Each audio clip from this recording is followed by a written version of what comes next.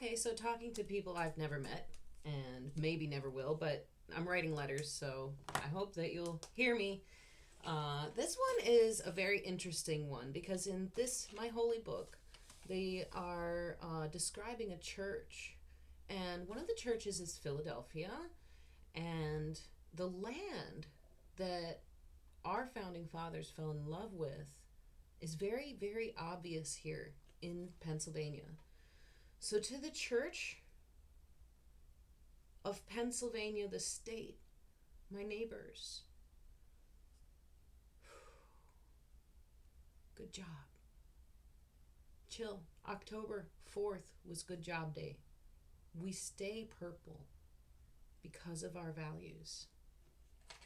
So, and also I have found a lot of my soulmates of Midwestern values around, and this is my home. So, I'm gonna write a new name that I've never met. That's the wrong color, my dear. I apologize. I have to be very specific. It's a challenge to only put out exactly the right stuff, but I make tons of mistakes, so I apologize if I've ever spelled or pronounced your name wrong. This one doesn't cause me too much consternation. Cheryl Parker, as the mayor of Philadelphia.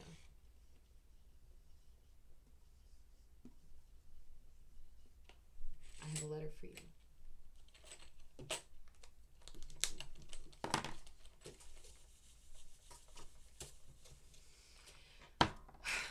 Now I am having fun.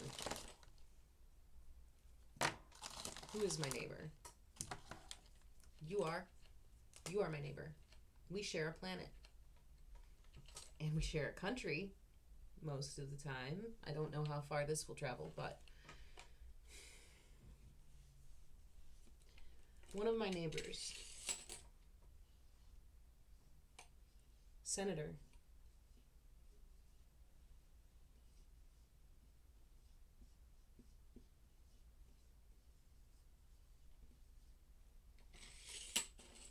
I have donated to you. Most of my money goes to charity. I almost never give to politicians whatsoever. I watched, sir. I watched and I supported you. And I supported you before, when you were mayor. Braddock is my neighbor, and your commitment couldn't be clearer. Sir, you are a messenger. And you sit atop a hill that I have not named, because your message is actually the nearest to me and the hardest to deliver. And you will need to see it demonstrated, or I can send you the letter. It's already made. It's right there. But it goes much smoother if I can show you. So you are in the second round, and find a partner, and come two by two, please. Not somebody you agree with, especially if you're in the first. If you're in the first four, you must come with your opponent. Unless it's December 18th and beyond, before we finish celebrating Christ's birthday, because there will be a second opportunity to have time with me. If nobody comes because the election, and it's so busy out there, and I don't blame you, if that doesn't happen, there is a second opportunity, but it won't be for a couple of months. So if you are one of the first four contestants of the United States, the throne of president and vice president, if you are one of those, please make arrangements to come with somebody that is your opponent. And I use that word specifically. I say the one you call enemy, right? Because that is an opponent. But at my house, I will not allow enmity. I will only have division or multiplication.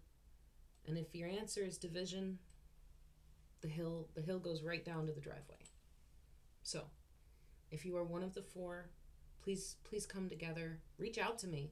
I get your text messages and mail and basically everything. So there's a really good chance that you'll probably just have to come by. My family would probably be surprised if that happens, but I'll make you know, mi casa y tu casa. So, Mr. Fetterman, I also watched as you lost major political support because of your coming into support for Israel.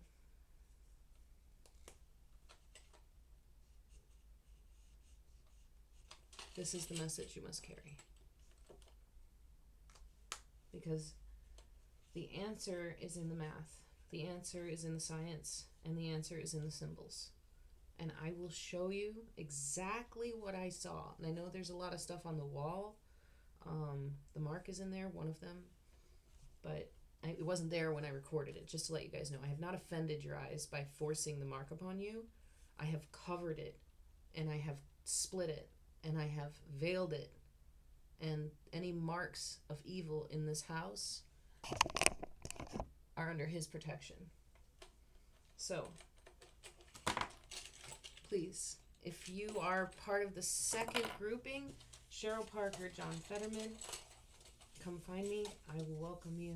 I need to talk to you. Won't you be my neighbor?